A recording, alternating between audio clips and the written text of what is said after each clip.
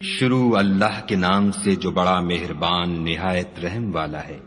جو چیزیں آسمانوں میں ہیں اور جو چیزیں زمین میں ہیں سب خدا کی تسبیح کرتی ہیں اور وہ غالب حکمت والا ہے۔ وہی تو ہے جس نے کفار اہل کتاب کو حشر اول کے وقت ان کے گھروں سے نکال دیا۔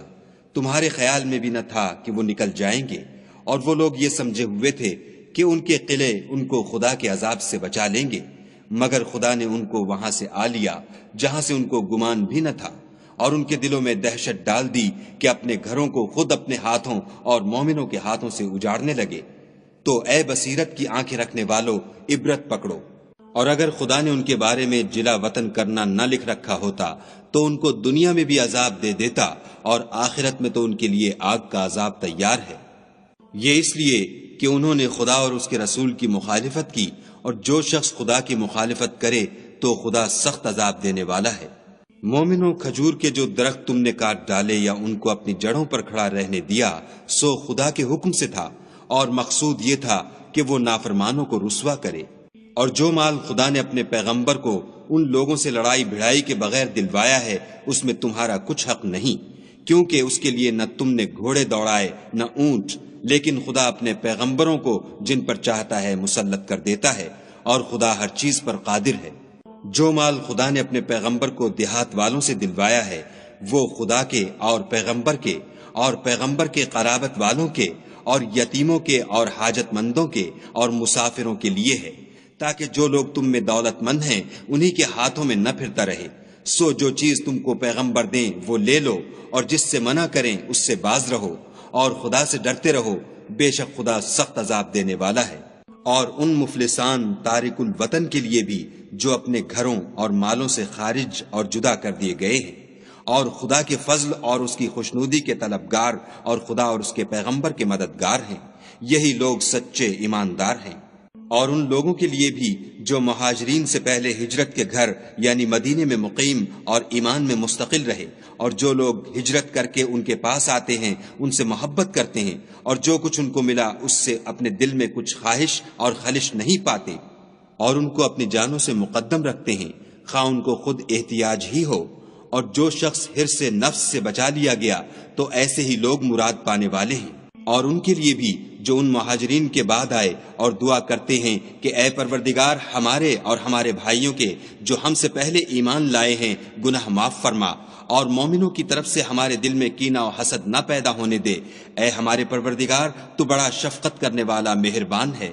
کیا تم نے ان منافقوں کو نہیں دیکھا جو اپنے کافر بھائیوں سے جو اہل کتاب ہیں کہا کرتے ہیں کہ اگر تم جلا وطن کیے گئے تو ہم بھی تمہارے ساتھ نکل چلیں گے، اور تمہارے بارے میں کبھی کسی کا کہا نہ مانیں گے، اور اگر تم سے جنگ ہوئی تو تمہاری مدد کریں گے، مگر خدا ظاہر کیے دیتا ہے کہ یہ جھوٹے ہیں۔ اگر وہ نکالے گئے تو یہ ان کے ساتھ نہیں نکلیں گے، اور اگر ان سے جنگ ہوئی تو ان کی مدد نہیں کریں گے، اور اگر مدد کریں گے تو پیٹھ پھیر کر بھاگ جائیں گے، پھر ان کو کہیں سے بھی مدد نہ ملے گی۔ مسلمانوں، تمہاری ہیبت ان لوگوں کے دلوں میں خدا سے بھی بڑھ کر ہے، یہ اس لیے کہ یہ سمجھ نہیں رکھتے۔ یہ سب جمع ہو کر بھی تم سے بالمواجہ نہیں لڑ سکیں گے، مگر بستیوں کے قلعوں میں پناہ لے کر یا دیواروں کی اوٹ میں مستور ہو کر ان کا آپس میں بڑا رعب ہے۔ تم شاید خیال کرتے ہو کہ یہ اکٹھے اور ایک جان ہیں، مگر ان کے دل پھٹے ہوئے ہیں، یہ اس لیے کہ یہ بے عقل لوگ ہیں۔ ان کا حال ان لوگوں کا سا ہے جو ان سے کچھ ہی پیشتر اپنے کاموں کی سزا کا مزہ چکھ چکے ہیں، اور ابھی ان کے لیے دکھ دینے والا عذاب تیار ہے۔ منافقوں کی مثال شیطان کی سی ہے کہ انسان سے کہتا رہا کہ کافر ہو جا، جب وہ کافر ہو گیا تو کہنے لگا کہ مجھے تجھ سے کچھ سروکار نہیں، مجھ کو تو خدائے رب العالمین سے ڈر لگتا ہے۔ تو دونوں کا انجام یہ ہوا کہ دونوں دوزخ میں داخل ہوئے، ہمیشہ اس میں رہیں گے، اور بے انصافوں کی یہی سزا ہے۔ اے ایمان والو، خدا سے ڈرتے رہو، اور ہر شخص کو دیکھنا چاہیے کہ اس نے کل یعنی فردائے قیامت کے لیے کیا سامان بھیجا ہے۔ اور ہم پھر کہتے ہیں کہ خدا سے ڈرتے رہو،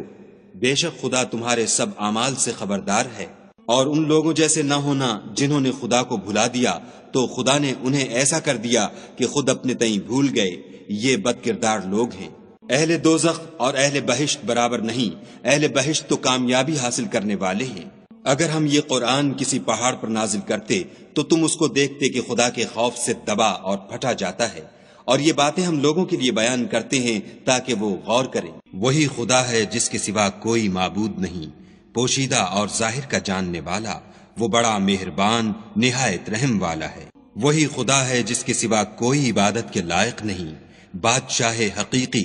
پاک ذات ہر عیب سے، سلامتی امن دینے والا، نگہبان، غالب، زبردست بڑائی والا، خدا ان لوگوں کے شریک مقرر کرنے سے پاک ہے۔ وہی خدا تمام مخلوقات کا خالق،